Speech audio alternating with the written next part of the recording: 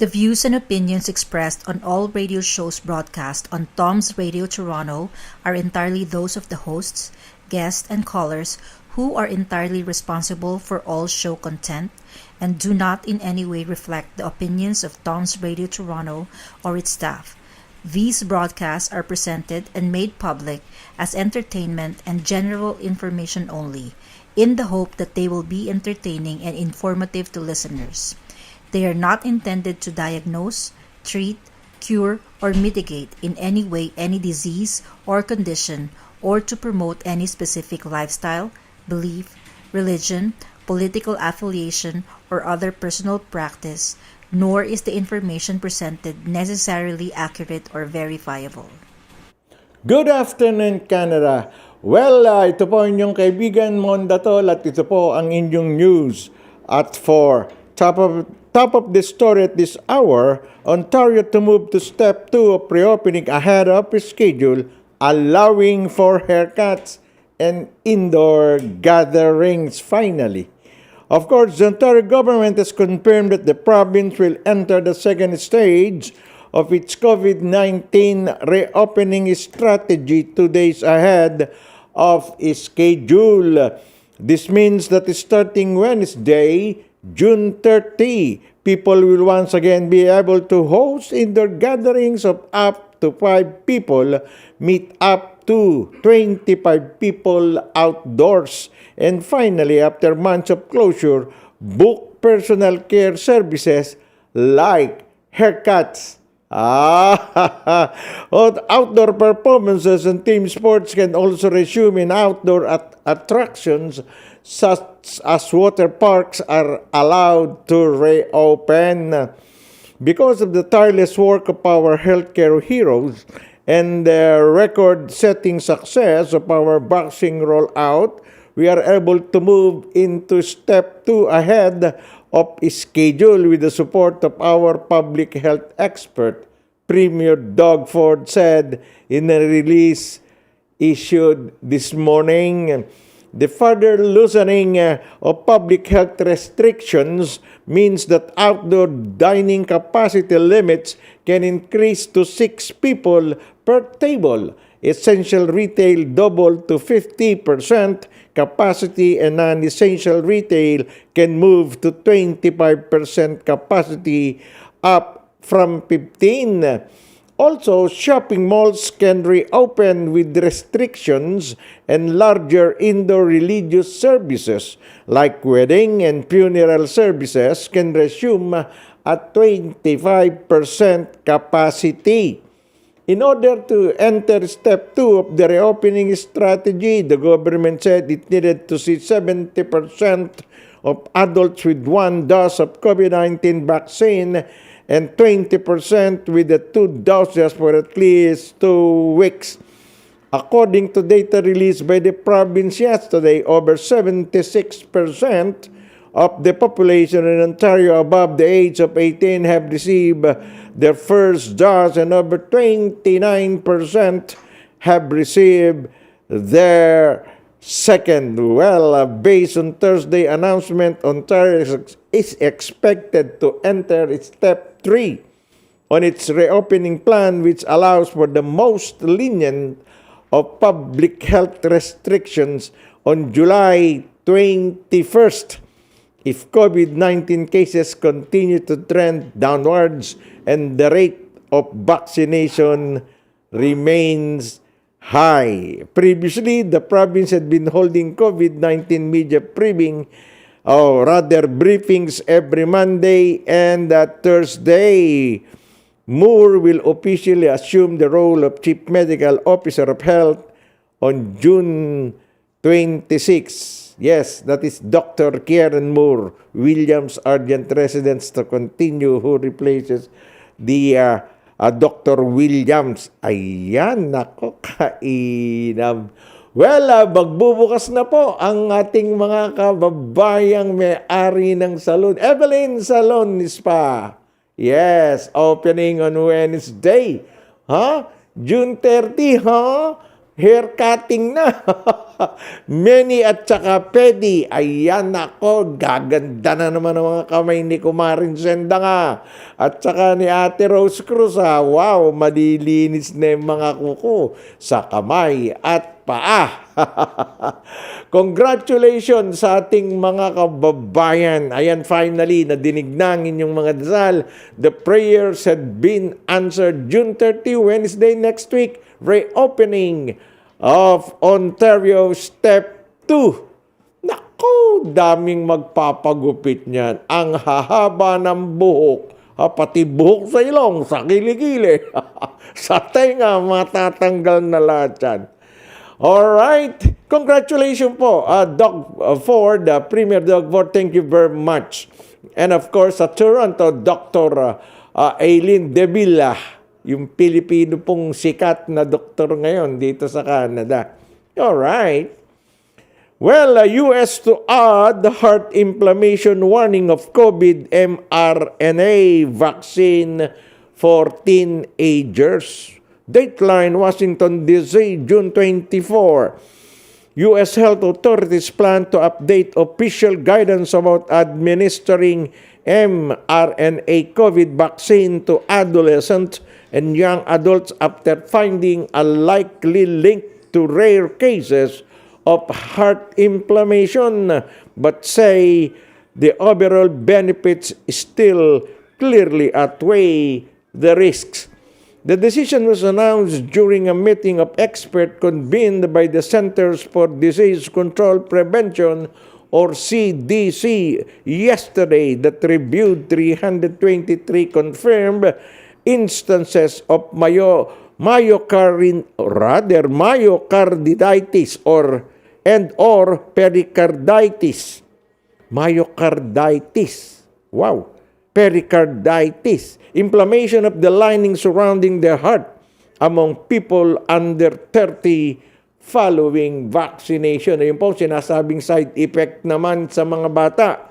Hindi naman bata yun 18 to 30. Ayan, ha? Fortunately, it's an extraordinary rare event, and when the event happens, it's generally quite mild. Harry Bernstein, a pediatrician at Cohen Children's Medical Center in New York and member of the expert panel, said after the meeting. He added he would continue to strongly advise parents to vaccinate their adolescents.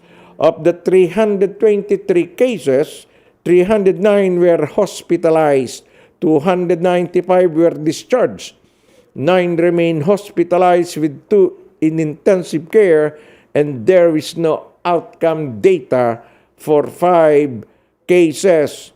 The data is current as of June 11 when more than 50 million doses of both the Pfizer and Moderna mRNA vaccine had been administered to people aged 12 to 29 in the United States.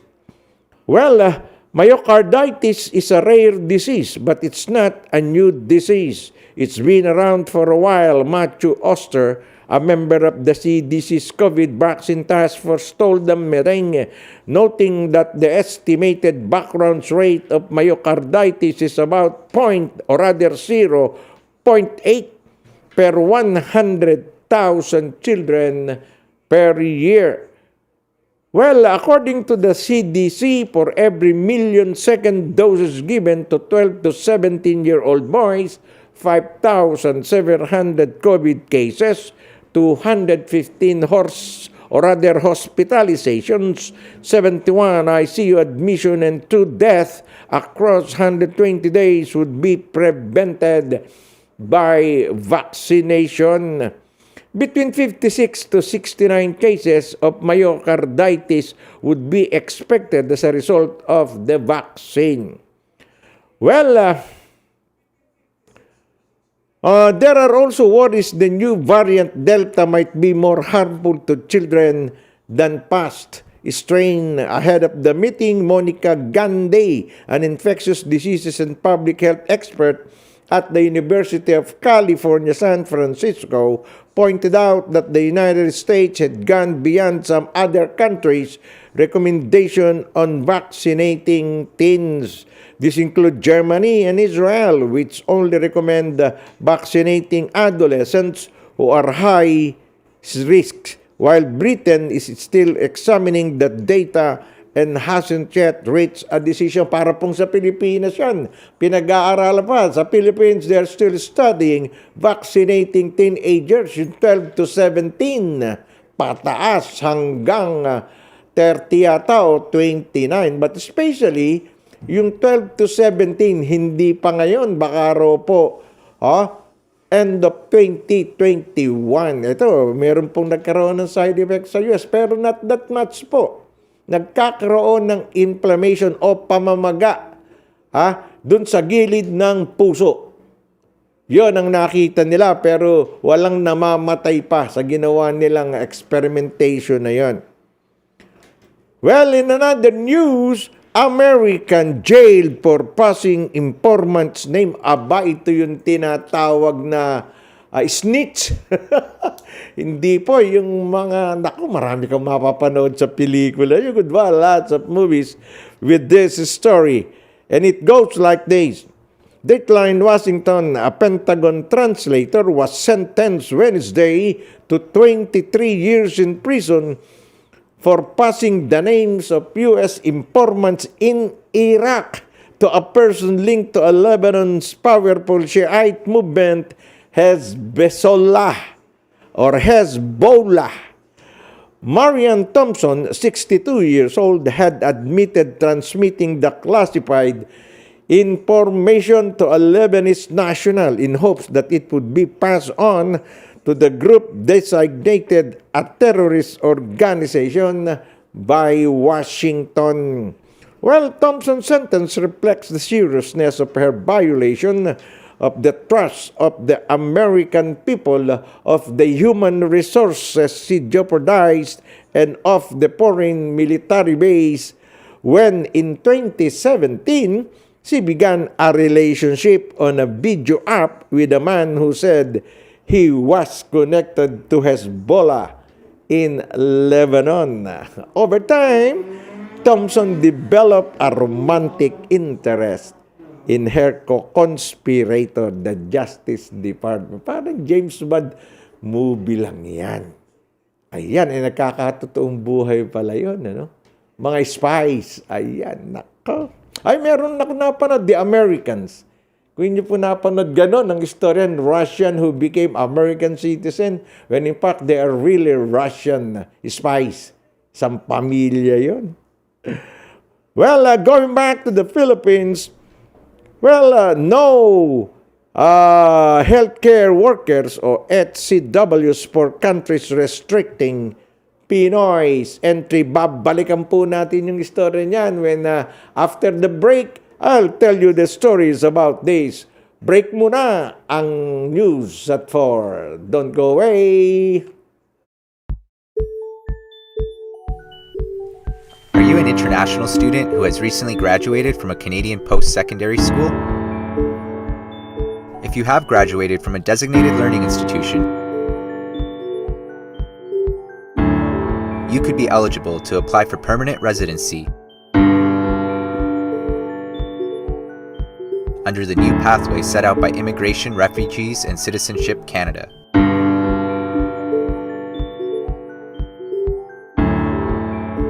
Contact Genesis Immigration Consulting.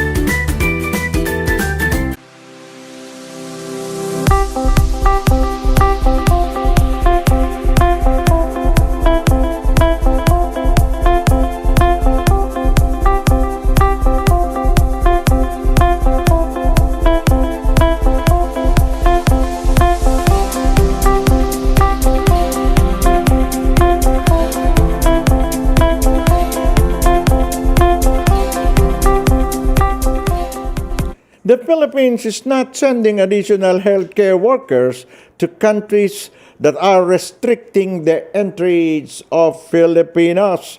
In a resolution, the Philippine Overseas Employment Administration, or POEA, said the HCW deployment ceiling would or should be enforced in accordance with existing entry restrictions of Filipino nationals. The government previously banned the deployment of FWs to Oman after the Arab country restricted entry of Filipinos due to high COVID cases in the country, while the government has increased the deployment ceiling for newly hired HCWs from 5,000 to 6,005 this year. POEA Chief Bernard Olalia said the policy should be applied consistent with the non-deployment of FWs in non-compliant countries.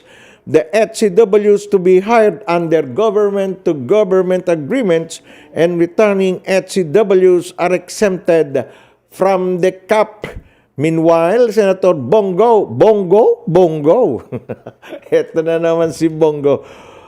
Meanwhile, Senator Bongo has appealed to government agencies to ensure that the allowances and other benefits due to health workers serving as frontliners and risking their lives to serve others are to be paid.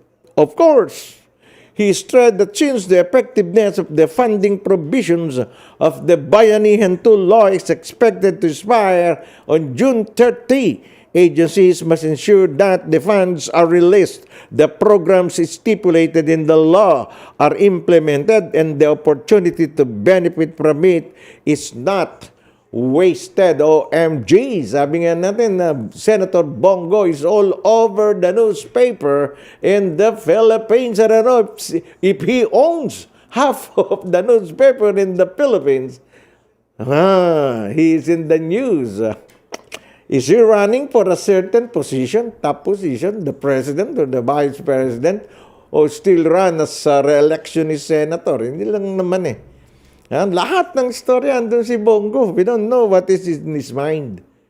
Is he really helping people? The Filipino people is trying to show off. My God. I know this man. I like him before, but now, masisira na ang mata mo sa katitingin sa lahat ng news. Andun siya, di ba?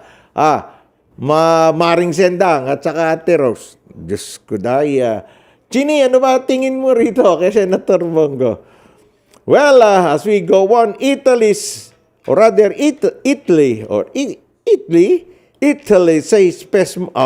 face mask will no longer be mandatory outdoors from June 28. Huh? Really? Well, face masks will no longer be compulsory outdoors in Italy, one of the countries in Europe worst hit by the coronavirus, from June 28. The health ministry said the lifting of the mask requirement would come into effect in regions labeled white under Italy's classification system for how rapidly the virus is spreading. Health Minister Roberto Esperanza wrote on his Facebook, this includes all Italian regions except the tiny Aosta Valley in the far northwest. Esperanza's announcement came on advice from Italy's Comitato Tecnico Scientifico, or CTR, Scientific Advisory Panel, which said people should still have masks at hand for events with higher risk of spreading of the virus, like large gatherings.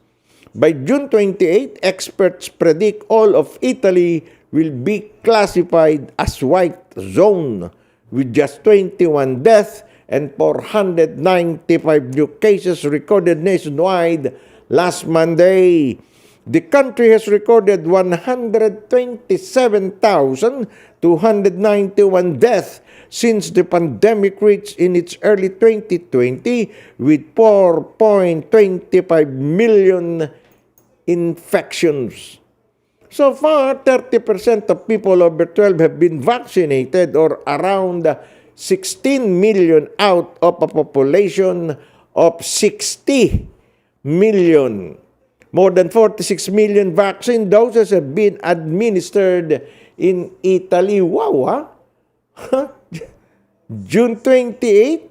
After that, no mask, mandatory outdoor mask. Ng dragon, tinalo pa tayo rito.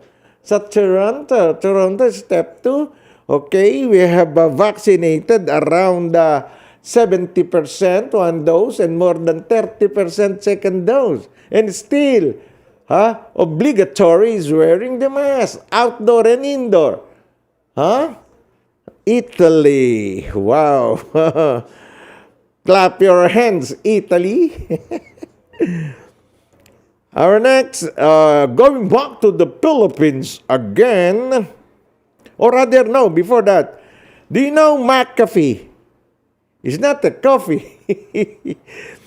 Well, McAfee is the antivirus software. Yan. Is it true? Yes, DJ Owen, right? McAfee or McAfee? McAfee. He's dead.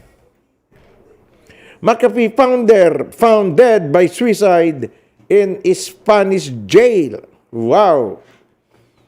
Deadline Madrid, June 24, antivirus software pioneer John McAfee was found dead in his jail cell in Spain yesterday, officials said shortly after a court approved his extradition to the United States where he was wanted for tax evasion. The 75-year-old was found dead in his cell in the Bryans 2 penitentiary near Barcelona, apparently from suicide. A spokesman for the prison system in the northeastern Catalonia region said a spokeswoman from the Catalan branch of the legal body which oversees Spain's courts, the General Council of the Judiciary, CGP, also confirmed that McAfee had been found dead in his cell at around 7 p.m. 1700 GMT of an apparent suicide. McAfee has been in jail in Spain since he was arrested in Barcelona airport in October 2020, just as he was about to board the flight to Istanbul. He is alleged to have deliberately failed to file tax returns between 2014 and 2018. Despite earning millions from consulting work, cryptocurrencies, and selling the rights of his life story, it convicted he could have faced up to 30 years in prison. Wow! Nakilala to. My other computer has a McAfee virus apps. I don't know that he's the man. He owns that, but he sold that. He sold that already in 2018, probably. Well, McAfee had more than 1 million followers on Twitter, where he described himself as a lover of women, adventure, and mystery. In a tweet on June 16, he said the U.S. authorities believe he had hidden crypto. I wish I did, he added. My remaining assets are all seized. Siguro ang daming pera to. He's got a lot of money. And it was all seized by the government. He owns a lot of tax returns. He did not file his tax return. Sa US po, in the US, it would be your biggest problem if you don't pay taxes. Don't pay taxes, you will be jailed. There are a lot of criminals before, remember? Chicago criminals, they did not pay tax. But of course, the government collared this gangster through tax evasion. Well, Canada, if you did not pay your tax, you have to talk to the CRS and talk to them. We will pay you half by half. It will be okay. But in the US, you have to talk to them. Pay your taxes. You earn millions in the US. You have to share it with the IRS, Internal Revenue. Well, a documentary titled Gringo, The Dangerous Life of John McAfee, released in 2016, focused on his life in Belize. McAfee was arrested in the United States for driving under the influence in 2015, only to unsuccessfully run for U.S. President the following year. Tumakbo pang presidente just to cover up whatever he did, whatever crimes he did. His political instances, including ramping up defenses against cyber attacks from China and Russia, and ending the war on drugs. Ala Duterte, war on drugs. Galing. Namatay na pala ito. Si McAfee. John McAfee. Well, rest in peace, my friend. He's not my friend pala. I don't know this guy until I remembered the antivirus I bought for my laptop nga pala. Well, samantala, President Duterte wants Romualdez versus House coup. Coup dito? Coup attempt? Well, President Duterte jumped the gun and preempted any move on the part of later Representative Martin Romualdez to take the speakership through a rumored coup in the House of Representatives this morning. Well, wag ka na maghabol dyan, sabi ni Duterte. Don't go chasing after that. Duterte said as an apparent reference to speculation that Romualdez, currently the House Majority Leader, was looking to oust Speaker Alan Velasco. In his recent talk to the people, Duterte said he would support Romualdez should the lawmaker decide to run for Vice President. Why would Romualdez run for Vice President when his first cousin, Bongbong Marcos, will run for the presidency? Oh my goodness, daming paikot-ikot. Well, Romualdez seemed buoyed by the president's favor and thanked him for the support, but stopped short of confirming any plans to seek higher office next year. Well, Romualdez said, currently I am keeping my options open with regard to the 2022 election. As the majority leader of the House of Representatives, I am focused on steering the approval of vital legislative measures that the president wishes to be passed before his term ends next year. However, rumors swelled the past week that he was allegedly gathering support to take over Velasco's post in a bid to strengthen the Lakas Christian Muslim Democrats or Lakas CMD position in Congress.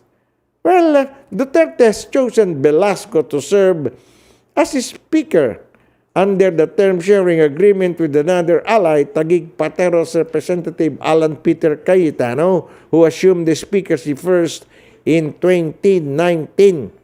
Recently, the Lakas CMD approved resolutions supporting the possible agreement with possible presidential bid of Davao City Mayor Sara Duterte and renewing the party's coalition with the regional party Hugpong ng Pagbabago o HNP. It also approves a motion in support of Romualdez if he decides to run for Vice President. Well, Lakas CMD, once the dominant political force in the country, has former President Gloria Macapagal Arroyo as its President Emeritus. Recently, Romualdez confirmed having met with Arroyo and his cousins, former Senator Bongbong Marcos and Senator Amy Marcos, to discuss strategic updates. Of course, sino ba naman ang magtutulungan kundi magkakadugo? If Bongbong Marcos run for president, nobody could beat him next year. Palo pa kung magsama sila ni Inday Sara as Vice President. In Sara's preparation to reign as the country's top oncho after Bongbong Marcos administration. So hard to beat. Pag nagsama dalawang yon, kahit pagsama-samahin yung sambayan, liberal, NPC at kung anik-anik pang partido na yan, hindi mananalo kay Bongbong at Sara Duterte. Ako, nag-iisa lang ako nagsasabi siguro nung gano'n. Hindi, si Caroli Mangante, sigurado yan, Iglesia ni Cristo yan. Hindi ko sinasabi, Iglesia ni Cristo, dadalhin uli si Bongbong at saka si Sara, pero that's definitely a positive sign. Yun ang ating sinasabi, yung Pastor Kiboloy, naku, lakas ay taas doon. Maniwala kayo. Malakas yun. Well, ano pa ba ang ating pag-uusapan dito bago tayo pumunta ng sports? Gusto ko yung sports eh. Well, sabi nga natin, kung yung US ay meron silang dream team. Meron ding maliit na panaginip itong Pilipinas. Ayan. Ginawa ng Pilipinas o Gilas Pilipinas Bears Final 12 Final 12. Nakita niyo? They live for Belgrade. Ayan, the young core of Gilas Pilipinas, anchored on Twin Towers, Kai Soto, and naturalized player Angelo Kawame will lead the charges for the Philippines campaign in the FIBA Olympic qualifying tournament set in Belgrade, Serbia. The 7'3" Soto and the 6'10" Kawame, however, will have their hands full against bigger, stronger, and taller opponents in the 6-team tournaments where only one Olympic berth is at stake. Yes. Well, the Philippines was given an opportunity to see action in the OQT following the withdrawal of New Zealand. Ayun, New Zealand ang kasama sana sa grupong to. Well, the Filipinos are still in high spirits following their impressive performance in the FIBA Asia Cup qualifiers, where they swept all their games, including 2 wins over perennial rival South Korea. Well, the Philippine men's basketball team will try to enter the Olympics for the first time since 1972. Tagal na pala. It's been a long time, eh? Joining Soto and Kawame in the lineup are Dwight Ramos, RJ Barrientos, SJ Belangal, Justin Baltasar, team captain Isaac Go, William Navarro, Carl Tamayo, Mike Nieto, Jordan Hidding, and Geo Chu. Gilas Pilipinas left the country tonight, June 24, to give the team at least a week to prepare before its scheduled match against host Serbia, which will miss the services of, tingnan nyo kung sino mga player ng Serbia, NBA MVP Nikolai Jokic of the Denver Nuggets, 7-1 yun. And Atlanta Hawks star Bogdan Bogdanovic, naglalaro pa po ngayon sa Atlanta yun. Bogdanovic, 6'9 yun. Serbia, however, we still have Boban Marjanovic. Nakita nyo po yung 7'4 na center ng Serbia. Yun ang kasama sa Dallas Mavericks. Yun, 7'4. Kita nyo, laki nun. Ang laki ng katawan. Samantalang si ating batang 7'3". 19 years old lang itong si Kai Soto natin. Baka isang bangga doon, tumurit Ika nga sa akin, tumurit. Nako.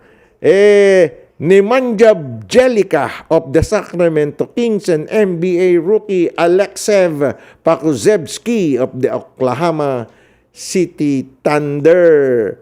Well, the Serbian team also has Euro Cup MVP Milos Teodosic. Naglalaro rin sa NBA ito si Teodosic. And EuroLeague MVP Vasilije Michik. Alam niyo po yung mga player ng mga dyan sa Europe, they're all, the best of them are now playing in the NBA, standing 7'3", 7'1", 6'11", 6'10", and they're shooting threes. Ganun po ang training sa Europe ngayon nung araw pa. They have to shoot outside. Even if you are standing 7'3", like what they are doing in China. China could could be a power someday in world basketball, having had the tallest player in the NBA before 7'6". Ha? Nako, ang Pilipino po, milagro pag meron tayong kamukha ni Kai Sotong 7'3" at 19 years old. Oh. Si Bonel Balingit 6'9" eh. Ang laki ng katawan, 300 pounds, pero naging PBA pa rin, ha? Nahirapan nga lang sapagkat siyempre mabagal kumilos yung malalaking tao natin. Pinakamagaling nga itong player na San Miguel ngayon. O si Arlo Aquino.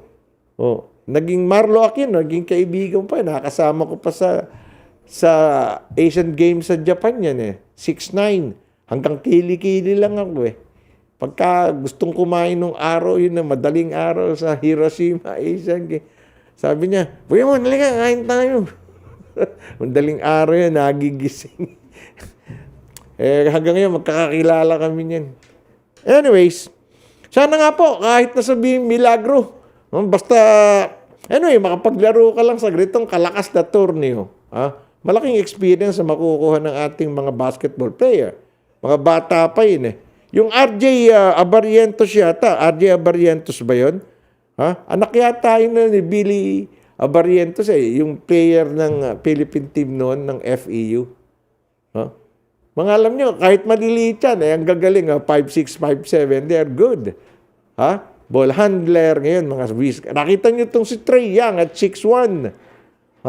Ang galing-galing. He scored 49 points in their first win game 1 last night. Wow, Trey Young, Atlanta Hawks. Tinalo naman nila yung Milwaukee Bucks. Ako, I'm rooting for Milwaukee. Tinalo nito kasi yung Brooklyn Nets. That's why. Brooklyn Nets, one of the finest assembled team in the NBA. But unluckily, Irving did not play because he was injured. And yet there is Durant, Harden, Griffin. Oh my goodness, they're a powerful team to watch.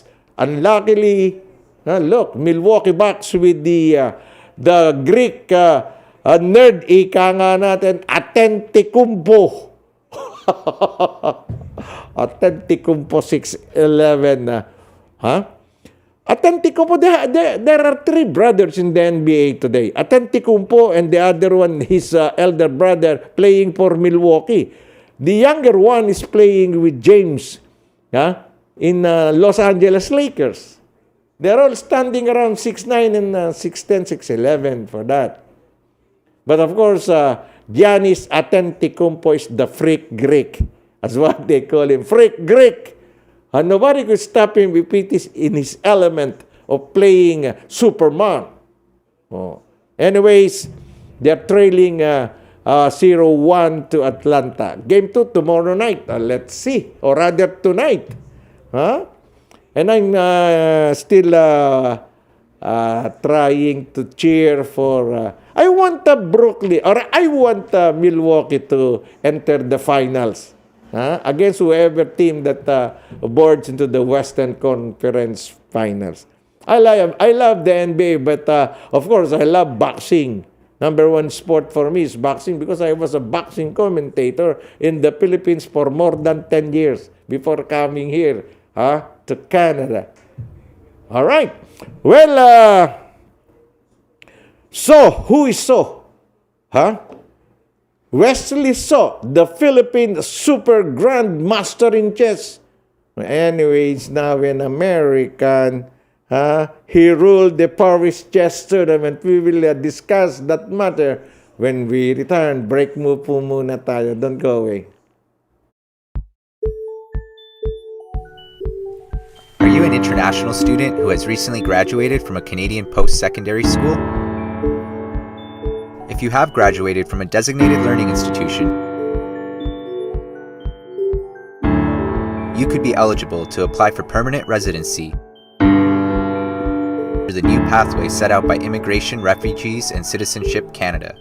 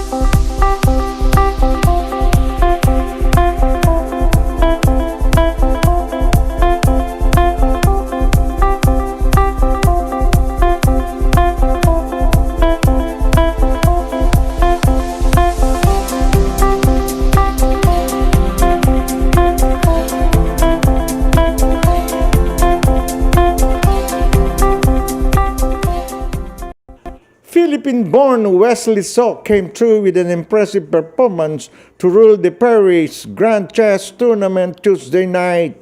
The 20-year-old So, born in Cavite, Philippines, but is now an American citizen, tallied 12 points in the rapid section and 12.5 points in the blitz to run away with the title with 24.5 points, or a full 3 points ahead of second placer Ian Nepomuceno of Russia. It was the reigning world Fischer Random King and the two-time U.S. champion's first over-the-board triumph in the last 2 years of his tournament blitz in America. Well, sayang po itong si Wesley So. He was born in the Philippines, playing for the Philippine national team. But unluckily, he wants to join those tournaments abroad, particularly in Europe and in Russia, where he could gain enough points for him to reach the Super Grandmaster title. He did it while playing for the United States of America. And he was the America, of course, with his great talent, give him his American citizenship after so many years, not that much year residing in America. So now he's playing chess bearing the United States flag. What a loss to the Philippines, again for the American who is best known in chess in the years of Bobby Fischer. All right, now Wesley So. All right. Balitang showbiz. Nako, gustong-gusto ng tita Sestot ng mga kababaihan. Trailer of Francine Diaz starrer, Tenement 66. Wow, Tenement 66, released ahead of world premiere in South Korea. ABS-CBN has released a new trailer of Tenement 66, a crime thriller from acclaimed director Ray Red, ahead of its world premiere in South Korea. Tenement 66 is participating in the 25th Bucheon International Fantastic Film Festival, or BFAN, under the Bucheon Choice category. Opening on July 8, the annual festival will mark the international debut of Tenement 66, which then stream on I Want TFC and other ABS-CBN platforms starting July 9. Sa TFC ba dito? Yung box, mapapanood namin to, Rosary. Oh, nakalagay rito, I Want TFC. The film is co-production of Dreamscape Entertainment, an ABS-CBN entertainment unit, and Epic Media. It's the second feature film from Red as a director following the multi-awarded Babae at Baril in 2019. Well, Tenement 66 featured teen star Francine Diaz, whose role in the film is a departure from her wholesome portrayals in Kadenang Ginto and the ongoing Huwag Kang Mangamba. Diaz co-stars with Francis Magundayaw and Noel Comilla in the thriller set at the titular residential building. In the latest trailer of Tenement 66, a teenage girl named Leia, portrayed by Diaz, connives with her neighbors Magundayaw and Comilla to rob the apartment of a man whom she also witnessed stealing. Each with problems they want to escape. The three agree and force their way into the unit but are caught not long after, leading to bloody altercation and Leia being held hostage. Magaling yung batang to. Magaling to si Francine Diaz. Yung nga, payat nga lang. Parang si Kim Chiu, no, nag-uumpisa si Kim Chiu, ganyan eh. Pero she's good. Di ko lang kung magaling magsayaw lang tong si Diaz. Yung sa Kadenang Ginto, ayos eh. Dito sa Huwag Kang Mangamba, yung nagmimilagro si Bro, yun, nandun din siya. Kasama yung isa pang gold, yung si Brillantes pala yun. At ito po ang pinakamagandang balitang ating mag-uusapang. Makasaysayang Metropolitan Theater binuksan muli matapos sa 25 taon Matapos ang 25 years, muling nasilayan ang ganda ng makasaysayang Metropolitan Theater sa lungsod ng Maynila. Matapos ang soft opening ito kasabay ng ika-450 anibersaryo ng siyudad. Mula sa dating mistulang abandonadong gusali, bagong bihis na ito ngayon at inaasahang magbabalik ng alaala ng kahapon ng marami. Ang Met na binansagang kauna-unahang national theater ay isang historical at cultural landmark na itinayo noong 1931 at dinisensyo ng batikang architect na si Juan Arellano. Negang isa itong national historical landmark noong 1973 at idineklarang national culture treasure noong 2010. Matagal nang hindi nagamit ang Met hanggang sa nabulok na lang at muling binuhay ng National Commission on Culture and the Arts or NCCA taong 1980 pa huling nag-operate ang Met bilang teatro at matapos ito ay naging boxing ring, bar at iba pang hanggang sa tuluyang magsara noong 1996. Alam niyo po, natatanda ako itong si Kuya German Moreno. Kuya Germs, nagpunta rito yun nung araw kasama namin nila Tita Ces saka ni Dr. Chito Collantes, ano? Nga, nangangalap siya ng tulong para doon sa kanyang ampon at saka sa pagpapagawa nitong Met. Natulungan namin yan we raised about some 3,000 Canadian dollars. Binigay namin doon kay Tito Germs. Yan, natatandaan namin yan. Kabila Tita Cecilian, yan. Yun nga, malaking tulong ni Dr. Chito Collantes yan. We have to give a credit to where they are due. Yun na nga. Kaya nagpapasalamat nga si Tito Germs sa ating grupo na ito. Simply because we help. Sabi nga natin, yung The Philippine Courier na newspaper ko ang ginamit nating paraan doon para makalikom ng ganyang kalaking halaga. Well, sana nga po ay mabigyan ulit. Daan-daang milyon din ang ginastos sa projektong yan. And I wish na sana makapanood ulit tayo, Tita Ces, dyan na pag tayo napunta ng Maynila at sa Met. Yan, nakatulong din tayo sa kahit sa maliit na halagat paraan. Well, thank you very much po. And after this, let's talk with my co-host and producer of Tom's Radio Toronto, Josie Isla. Well, we are going to talk something na ikagugulat nyo. Homelessness in Toronto. Yan po ang aming malaking topic mamaya. Let's talk. Well, maraming salamat po. And thank you very much for watching News at 4. Hanggang bukas pong muli, Balitang Bayan starts at 12 o'clock. Ito po si Mon Datol with my partner DJ Owen. Magbabalik po kami after several minutes for Let's Talk. Magandang hapon sa inyong lahat.